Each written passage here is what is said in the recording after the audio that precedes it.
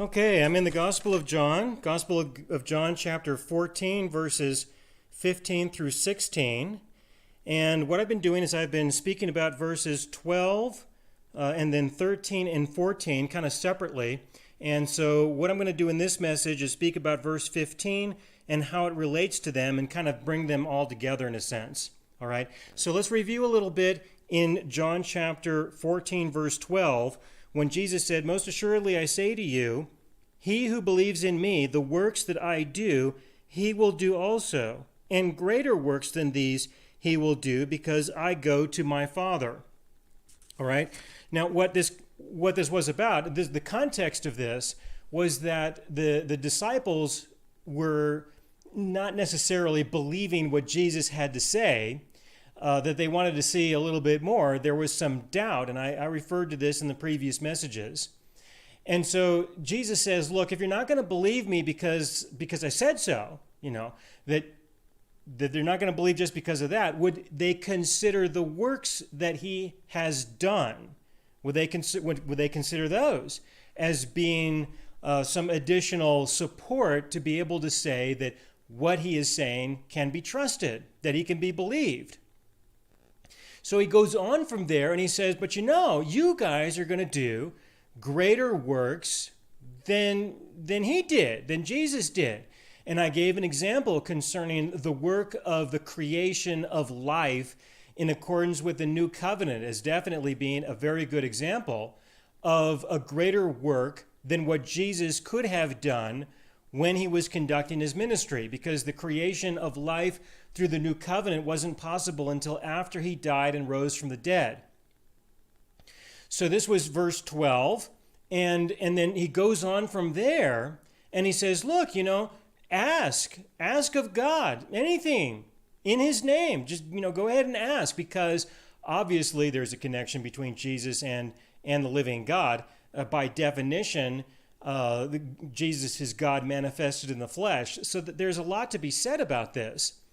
But he goes on in the context of you ask of God. And the connection between verses 12 and 13 and 14, the connection has to do with the fact that if there are going to be works of God, well, God is going to have to be a participant. By definition, if it's a work of God, he's doing it. It's a work that he's participating in.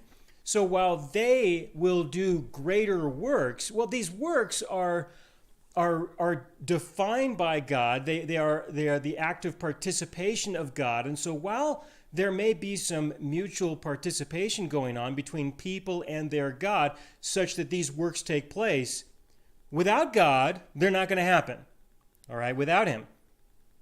So by definition, there needs to be the participation of God. And so this is what Jesus is continuing with by saying, look, you're going to have to ask him to be a part of these greater works that you're going to do. And you can ask him anything. Go right ahead. And I spent a lot of time in the previous message speaking about verses 13 and 14. Now, what you see in verse 15 is that there is a conditional attribute. There's something more to say about this. Yes, Jesus said, ask whatever you want of God and he will do it, but this is not all that Jesus said, all right? And that's the issue, is that when you look into subjects such as this, you have to keep in mind that God has had a lot to say about this subject, more than likely, or other subjects, and you really ought to take into consideration all that he has had to say. There have been a lot of distortions, there's been a lot of discrepancies, there's been a lot of confusion that results because people only choose selectively what they are going to consider as part of the topic at hand. And there's a reason for this, because they want a certain outcome, and if they consider all that Jesus had to say about this, well, they're not going to necessarily get the kind of outcome that they want, And in this case, as it relates to verses 13 and 14, They really want to be able to ask God whatever they want, and they want him to do it. I can understand that. I can understand, where people are coming from for the most part. They want a God who's going to do whatever they ask him to do. I understand. And so let's not consider, all the additional things that he may have had to say about this. We just want this, all right? Now the conclusion is really simple. Either God does whatever they ask, or they just forget him. What's the point, right? It turns out that in most cases, people have relationships with other people based on their utility, based on their usefulness. That's how people relate to others for the most part. They look at another person and they kind of reason in their mind, all right, how is this person going to be useful to me? What's going to be their utility? What's going to be the relationship based on what am I going to get out of this relationship? And I can understand that in general there should be some sense of benefit, some sense of quality, in terms of why is there a relationship with another person. But that's not the only reason why you would have a relationship with another person. There are lots of relationships that exist that I have. I have relationships with other people that my relationship with them has nothing to do with what benefit I may obtain from having a relationship with them. Nothing. Their usefulness, their utility has no bearing on my having, a quality relationship with this person at all. There are other people who I look at in some ways and I consider, what is their usefulness in my life? And I have to determine that because there's only so much room in my life existence for people with whom I don't have any measure of that at all.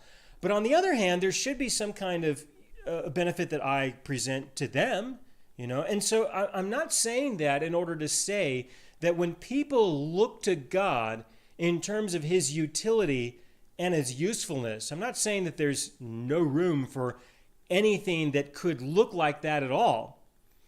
But in general, what I am saying is that in totality, that's how people look at God. It doesn't always end up this way. We would hope it doesn't end up this way. But for most people, that's how it does end up. They say, okay, well, what good is God in my life? He's going to do whatever I ask of him to do, or forget him. I'm just going to go out and because my life is all about whatever I can get out of this world, that kind of thing. And for that reason, a lot of people don't follow through far enough in order to have something real and genuine with the Lord. And that's just the way it goes. But it's fine because it turns out that some people will follow through and realize that God does not exist just for the purpose of doing whatever they say. That's not why he exists. So some people will figure that out, and hey, that's worth it, right? At least he gets some people. So what Jesus does is he says, look, definitely ask things of God. And as it connects to verse 12, in asking things of God, you will be a participant in the work of God. You may do greater works than what Jesus did. All right? But in this conversation, there is an objective to this conversation. All right? It starts out with there's some difficulty in them believing Jesus just because he tells the truth. There's some difficulty with that. All right, we're going to start there. So Jesus says, okay, we're going to have to backtrack a little bit. Let's go back to the subject of works and let's go back to these particular issues. All right, but we would hope that eventually, through making these transitions, a person would eventually come to the point of saying, God can be trusted, God can be believed.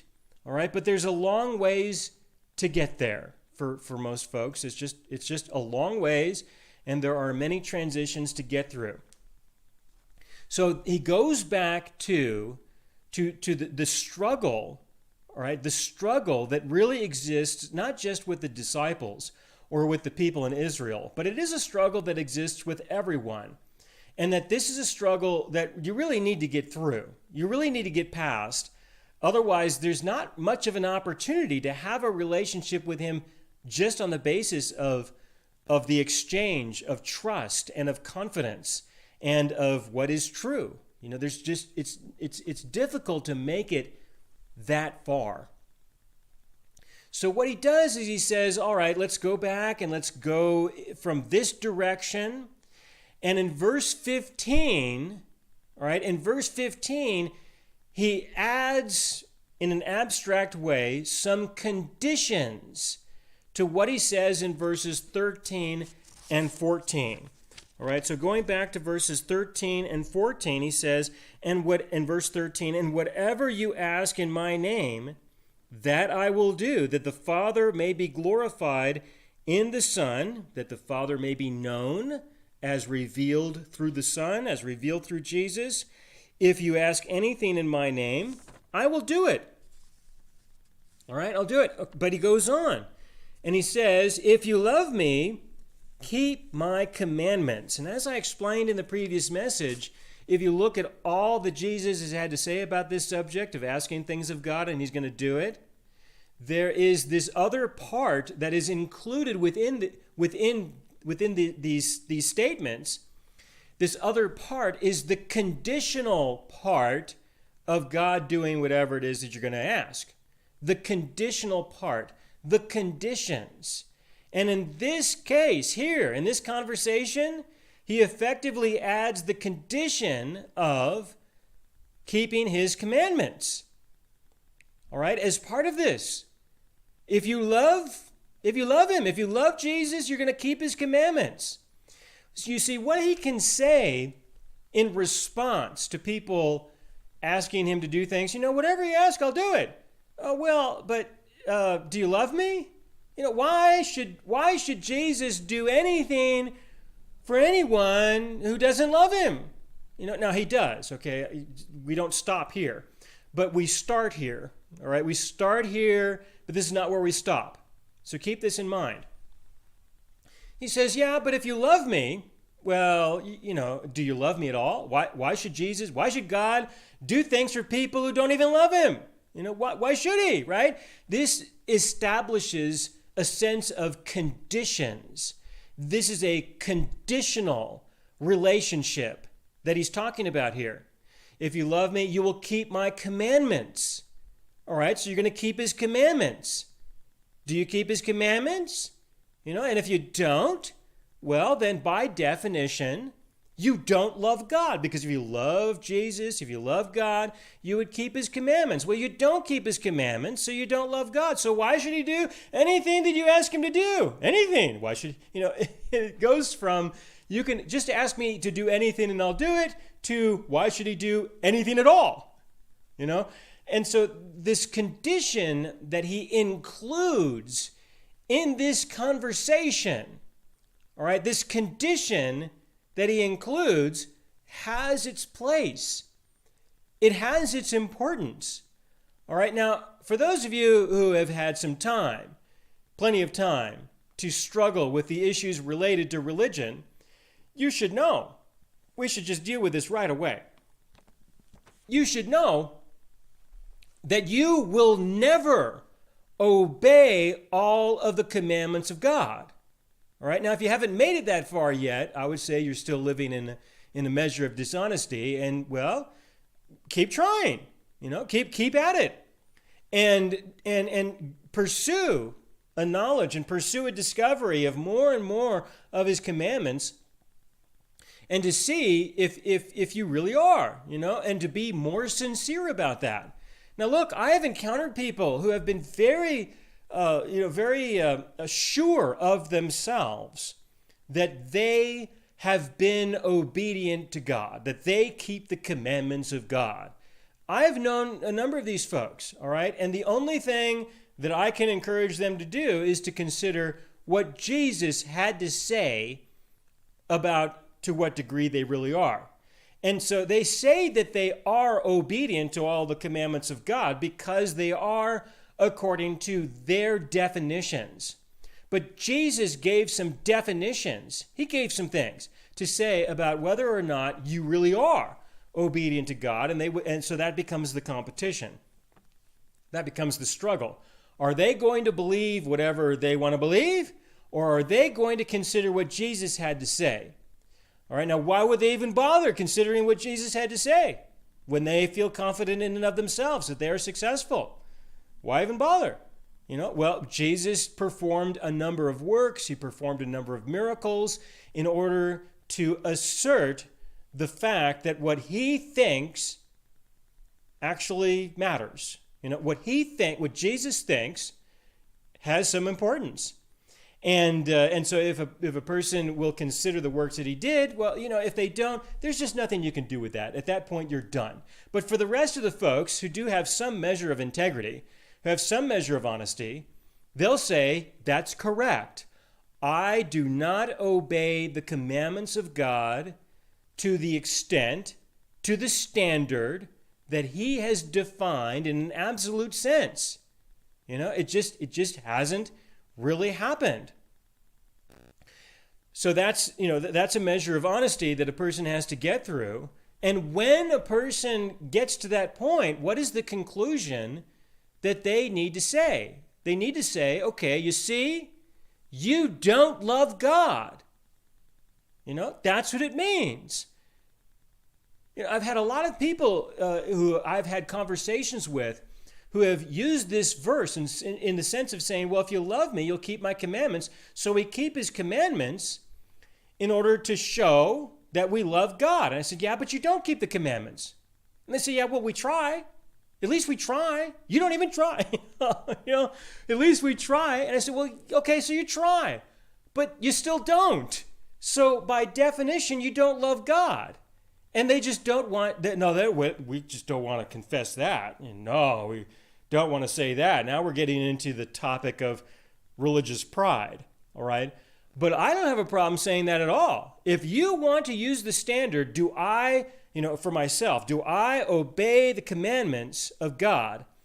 The answer is no. And so obviously, according to what Jesus said, I do not love God. According to that definition, I don't, and I'm just going to be straightforward and honest about that, in accordance with this definition, I just don't, because I obviously do not fulfill that.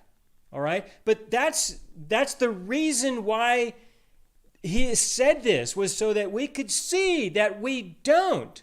All right. That there really is something wrong with us, and that there really is no hope concerning that. No hope of what? No hope of loving God by repentance and obedience. Can you come to the end of that and realize it's just not going to work? And under that scenario, can I accept that he's not going to do whatever I ask him to do? All right? Is that okay? That's okay. And it may even result in the fact that I may not do greater works than Jesus. Is that all right? I'm okay with that. All right, it's okay. It's just fine. That opens the door for a new definition, all right? It opens the door for a new relationship, because under what I just described, there's nothing left, right? There's no hope. There's no nothing. I might as well just go out into the world and sin like the devil, right? Just go and live for the indulgence of the flesh, because living for the restraint of the flesh clearly isn't getting me anywhere.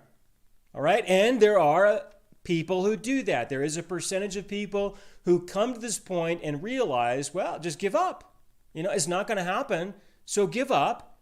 And there is a large percentage of people who go in that direction. All right. Now, I'm not one of those. There is a small percentage of people, there always will be a small percentage of people who will accept that reality and realize that there will have to be something different. All right? There has to be something different.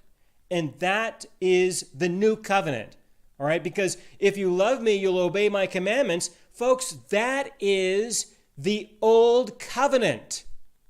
That's the old covenant. That's the law. You shall love the Lord your God with all your heart, with all your mind, with all your strength, effectively with all your soul, with all your being. And you're going to obey his commandments. All right, and you will love your neighbor as yourself. There's a lot that he had to say about this already.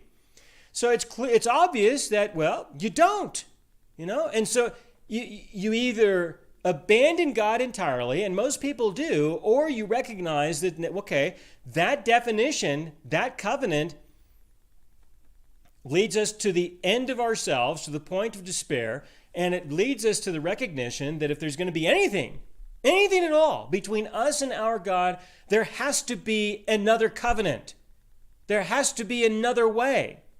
All right, and the other way was defined according to forgiveness and being made into a new creation. That's the gospel, that's the new covenant.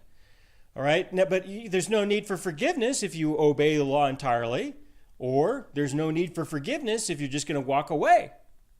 Then that's a solution to many people. They say, well, I don't need his forgiveness because I'm obedient to his commandments, or I don't need forgiveness because, well, I'm just not going to pursue this anymore anyway, and so there's no point. And there's nothing you can do with that. All right, now let me tell you about what the struggle is, and then I'm going to come back to what I just said. I need to come back to this. I just said Jesus taught the law. People just can't get past this for some reason, but you have to, all right, or you're going to go absolutely nowhere, all right? You're going to go, there's just nothing ahead of you if you can't get past the idea that Jesus taught the old covenant.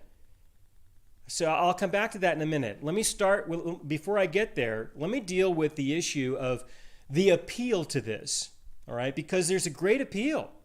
If you love me, you'll keep my commandments. There's great appeal. I hinted at the religious pride a little bit, right? I'm coming back to that one. That, hey, there is a tremendous amount of pride a person can assert in saying, let me try to say this, I just love God, right? You've probably heard that kind of a phrase in many of the churches that you've participated in to one degree or another, and you encounter people like this, that they're just all about, I just love God. Now look, it's good to love God, but it's good to love him for the right reasons and in the right way. But that's not what they're doing, right? And you know this. You know that it's all fake, okay? You know that it's just pretend at best. And that's really what it is. Just love God. No, you don't. All right? We could use this as a definition. Do you obey all of his commandments? No. All right? But there is a great sense of religious pride. A person can esteem this tremendous amount of pride, because I am a person who loves God, especially because you don't. Not like I do, and this is what people do in religion. All right? I'm sure you've seen this. This is what people do.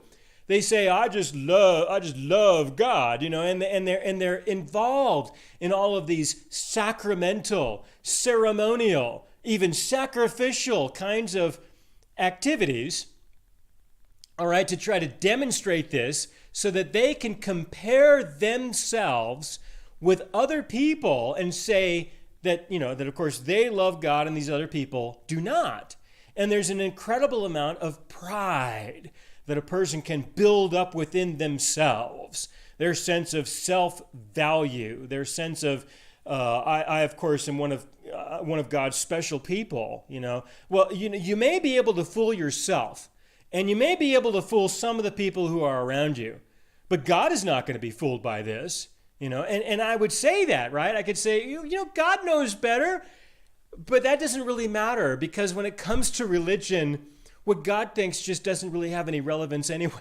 Anyway, it's not about that. It's about the indulgence of the flesh, all right? The indulgence of the flesh through religious pride, okay? And maybe they do keep a lot of the commandments, maybe they do, especially, in comparison with others. And that's what it ends up being. It ends up being a way of saying, well, they are not obeying God like we are, like I am kind of thing.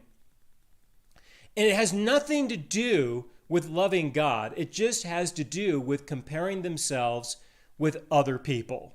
That's what I mean by that. Whether they love God or not has no relevance.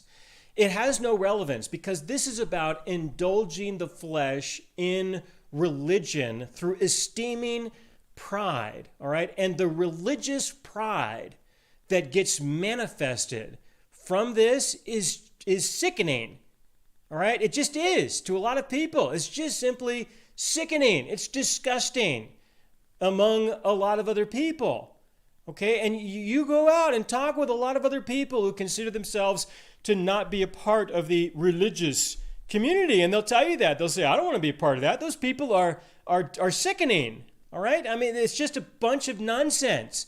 It's a bunch of lies. Why do I want to be around a bunch of people who use me to compare themselves with and so that they can say that they're better than I am kind of thing? Well, what is that? That's all about the indulgence of the flesh, but it's indulgence of the flesh through religion. All right, let me say it a little bit differently because if we define religion, I'll define it as the restraint of the flesh. So you might wonder, well, how is it that a person can indulge their flesh through the restraining of the flesh, right? Because it's either you indulge your flesh in sin or you indulge or you restrain your flesh, right? So how do you indulge your flesh through the restraint? That doesn't make any sense to most people. Well, I'll tell you that's how you need to look at it. You need to add a little bit, you need to add a few more words, all right? Indulgence of the flesh through sin, or indulgence of the flesh through pride.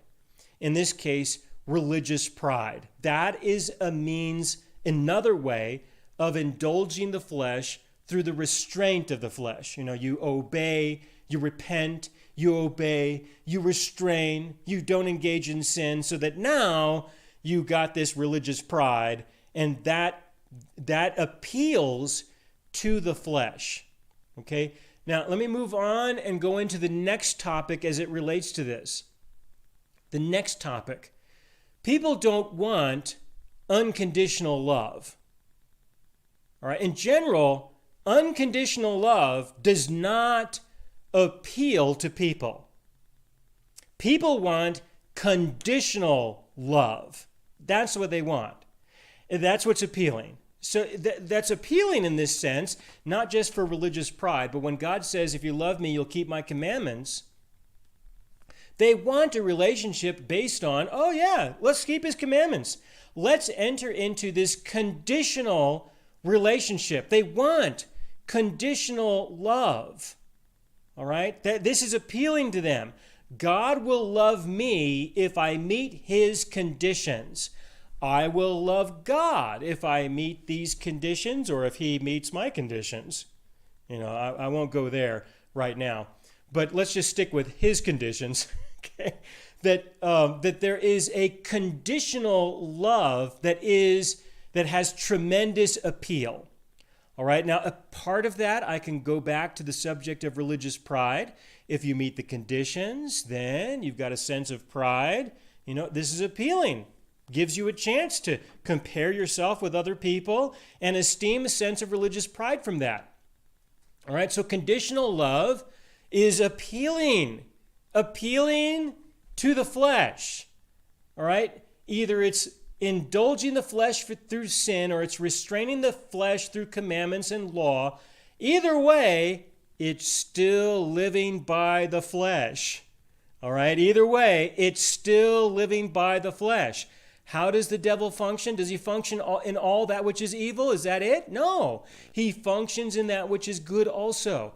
He is the one who rules and reigns and governs and manipulates through the knowledge of good and evil.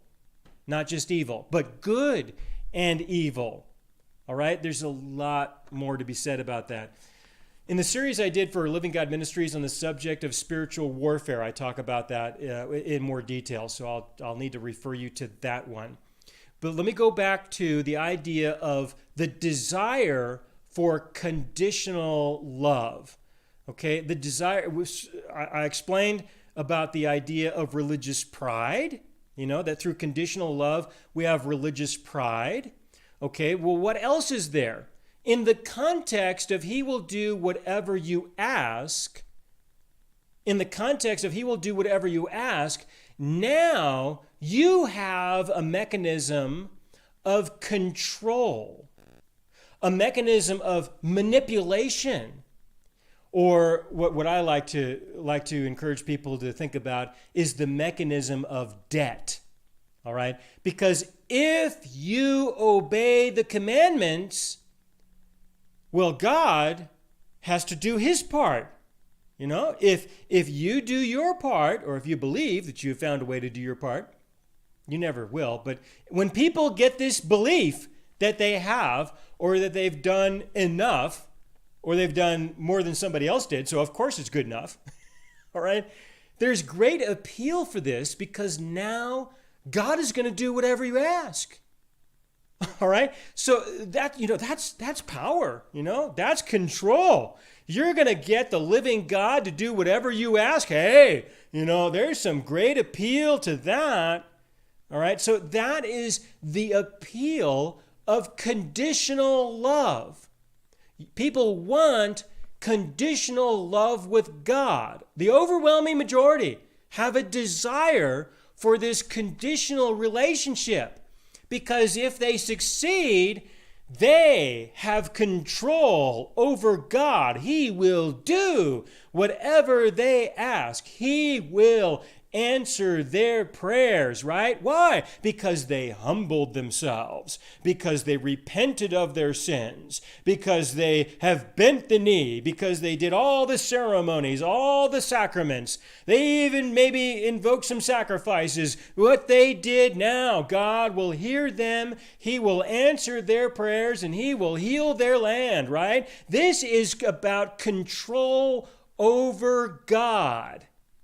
Conditional love is control over God. So yeah, give us the law.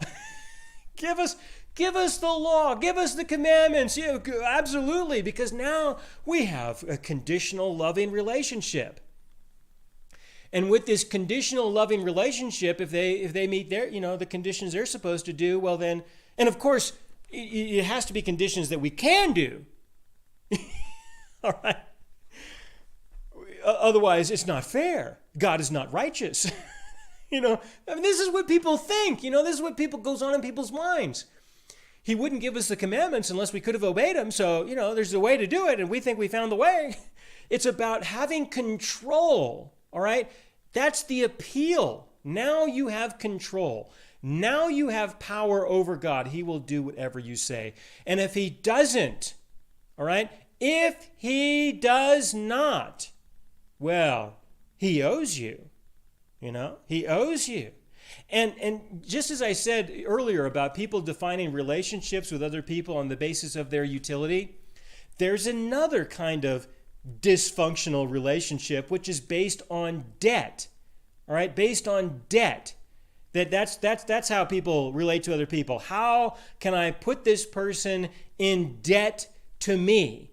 How can I manipulate this person? How can I, dishonesty or whatever it takes in order to get this person to owe me? How do I do that kind of stuff?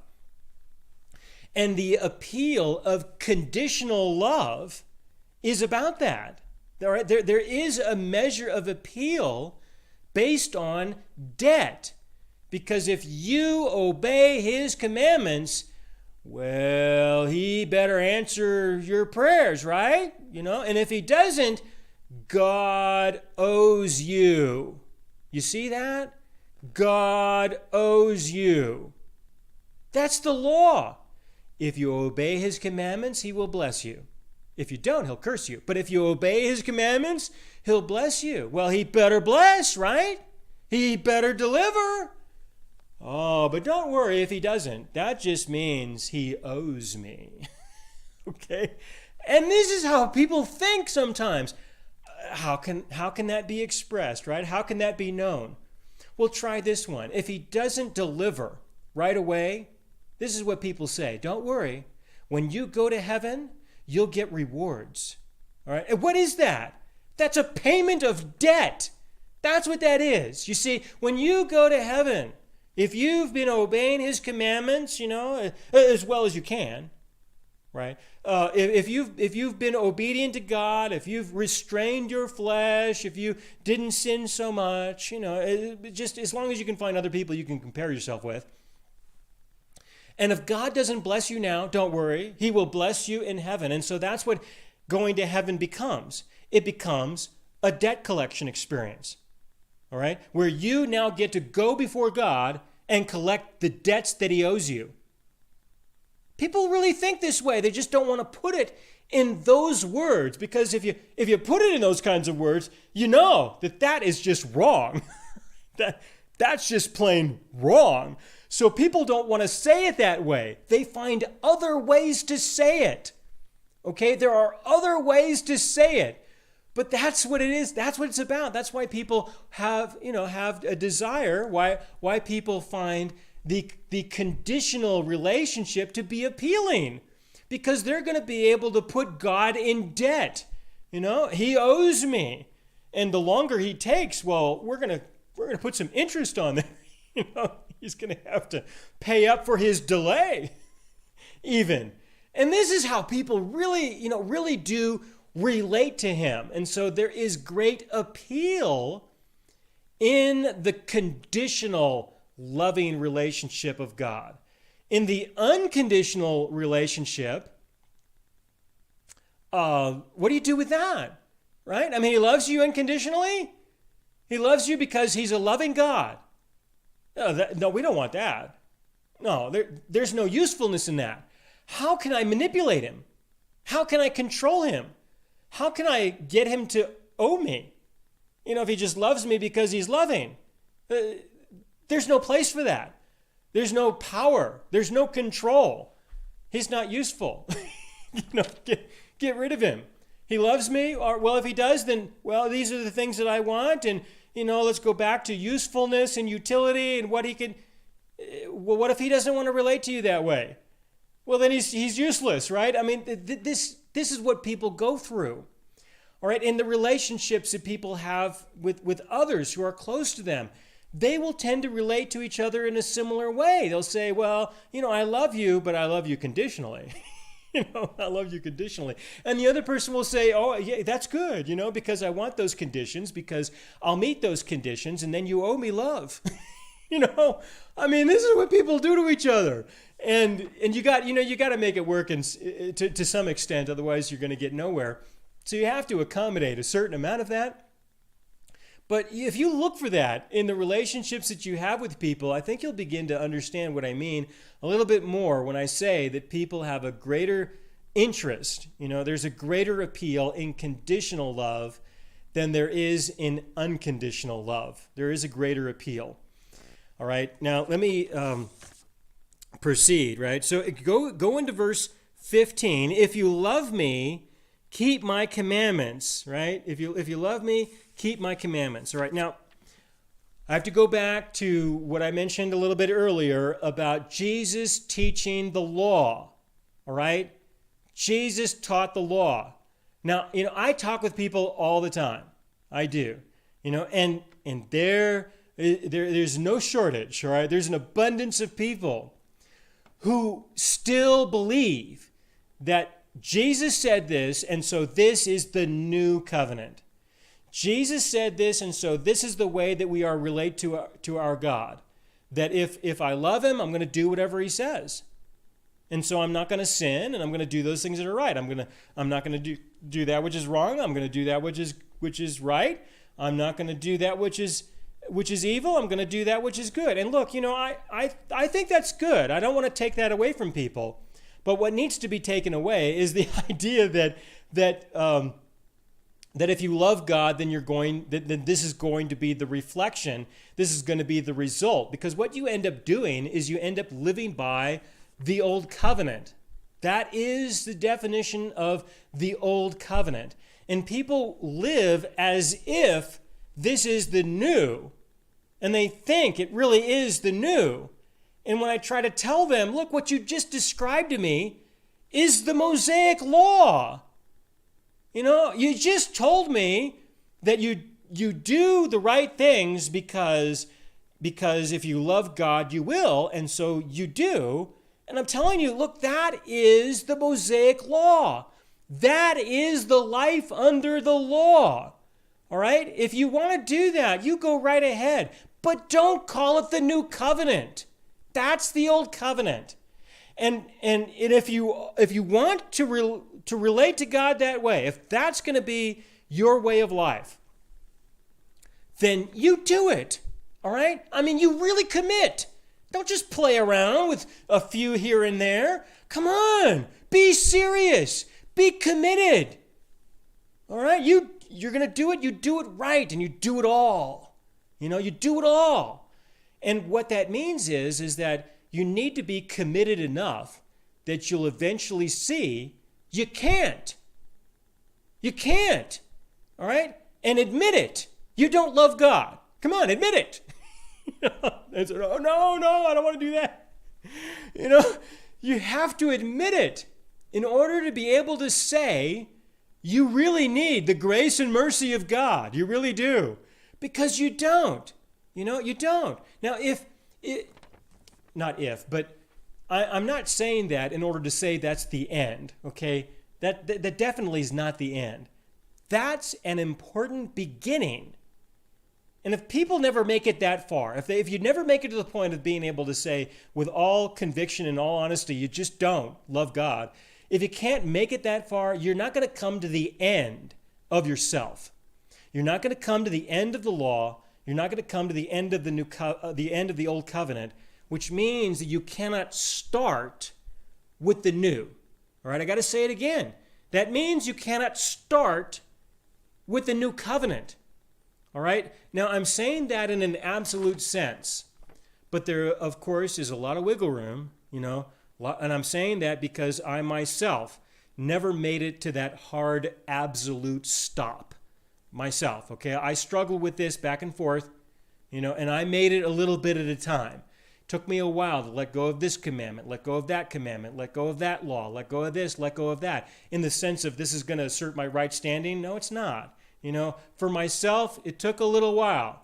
All right, takes a little bit at a time. So the idea of an absolute hard, stop like that so that you can have an absolute beginning, I'm not suggesting that this is required. I'm only saying this in order to exaggerate the point. Exaggerate the point that when you've got somebody who's still quoting Jesus, all right, they're quoting Jesus as if this is the new covenant, all right, this person's got a long ways to go. They haven't even really began yet. They haven't even started. And most people won't start, all right? They just won't. They just won't make it past this. But Jesus taught the law because that was the covenant that was in effect until after he died. There were some times, and I can point those out, when he proclaimed what was going to come, but that wasn't the way things were at the time when he was teaching. He was teaching the law. He was teaching the old covenant. All right? And the people needed that. The disciples really needed that to eventually come to the end of themselves and to be able to embrace his grace and mercy and his love for what it really is. All right? It is an unconditional love that is unrelated to the conditionality of the old covenant. So this is a struggle that I find that most people never get past. They just don't, But look, I'm not going to, I'm not going to be consumed by this. I'm just looking for those few people who can get past that. Because if you can get past that, oh yeah, there's a lot more that we can talk about from there. And for the rest, you just forget them, you just got to let them go. And see if they can make those transitions a little bit at a time. If you can be of help, then by all means. But hey, most people just never make it that far, and you just got to walk away, and let go of your pride that you were not able to, be a part of that transition. Maybe somebody else will. You planted a few seeds, let somebody else water them. Let somebody else watch them grow. Let somebody else harvest. Just continue to move forward in your life and do whatever it is that your God encourages you to do. All right, so Jesus taught the law.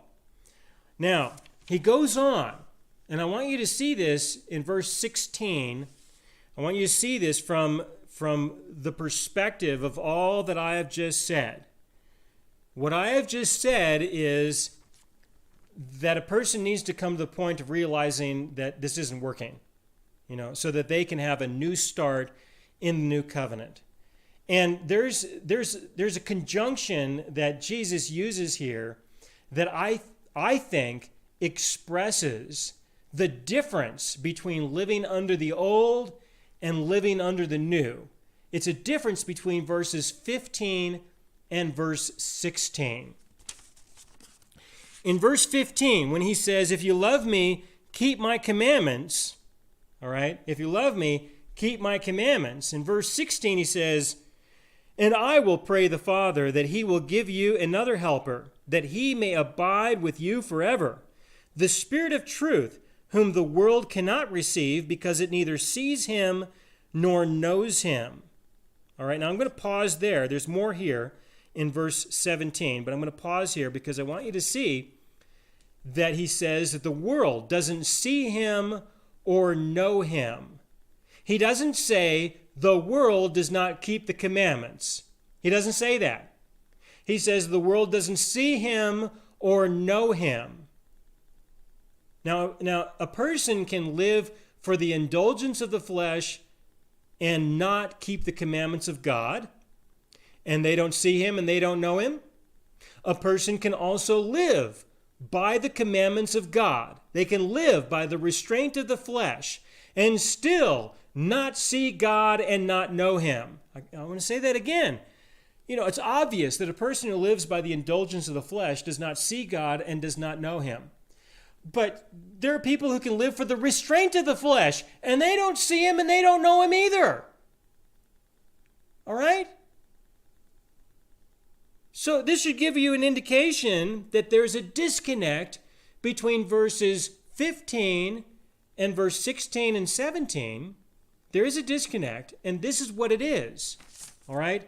He says, you guys go do this. And I'm going to go do this.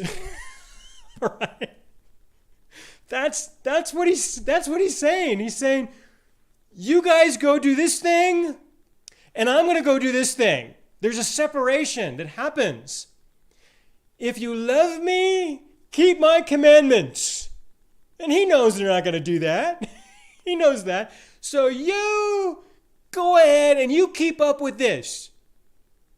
All right? Now, they're never going to keep his commandments so that the Holy Spirit of God will come and dwell within this person and they will be made spiritually alive because they keep the commandments. That's not going to happen. All right? What does that mean?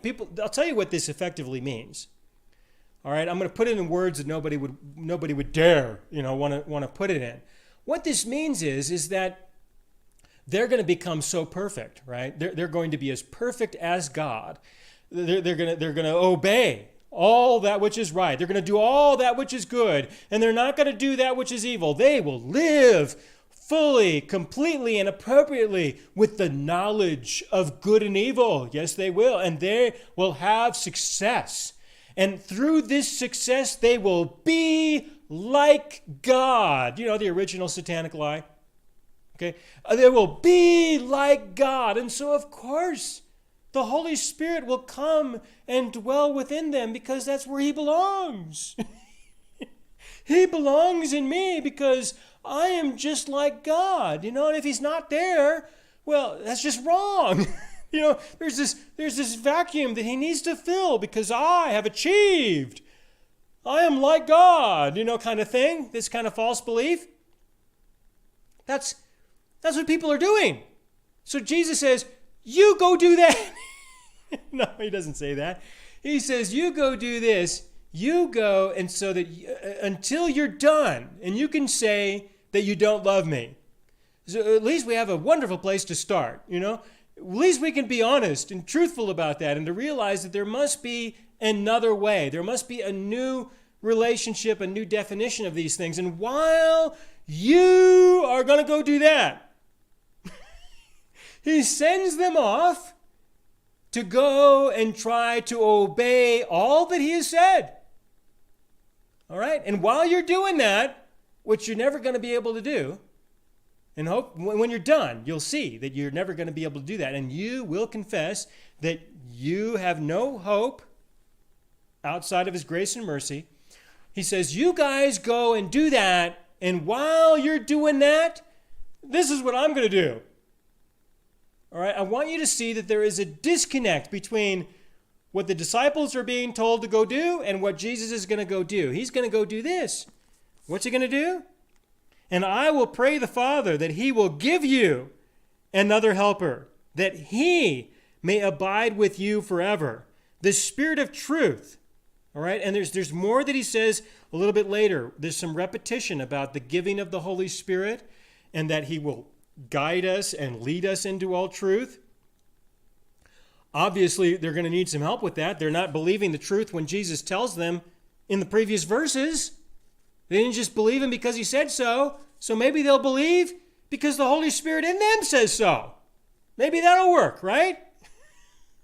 So he's going to pray. I'll just pray that God sends you the Spirit of truth and you listen to him because you're obviously not listening to me.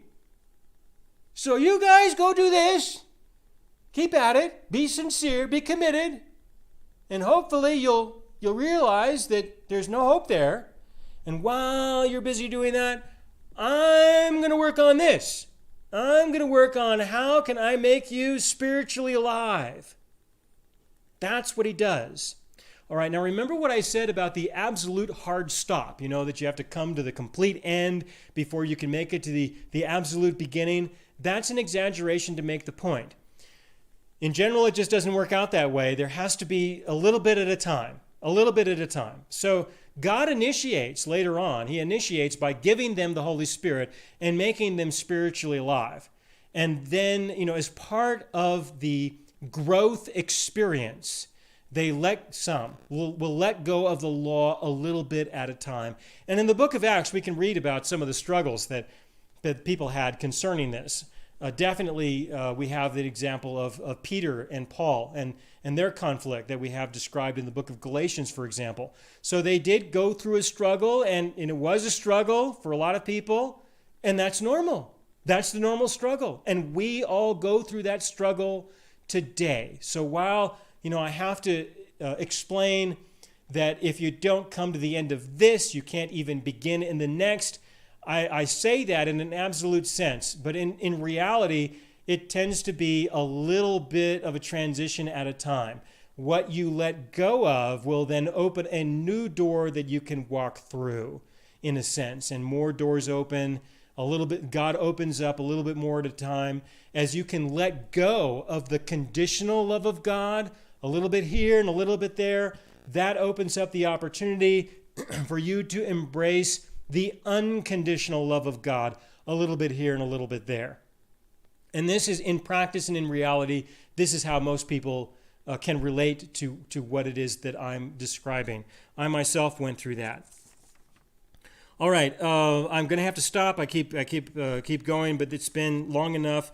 I'm going to stop here. I will speak more about this section in the next message and continue into verse 19. So for those of you who are using this for your small groups, I got a question for you.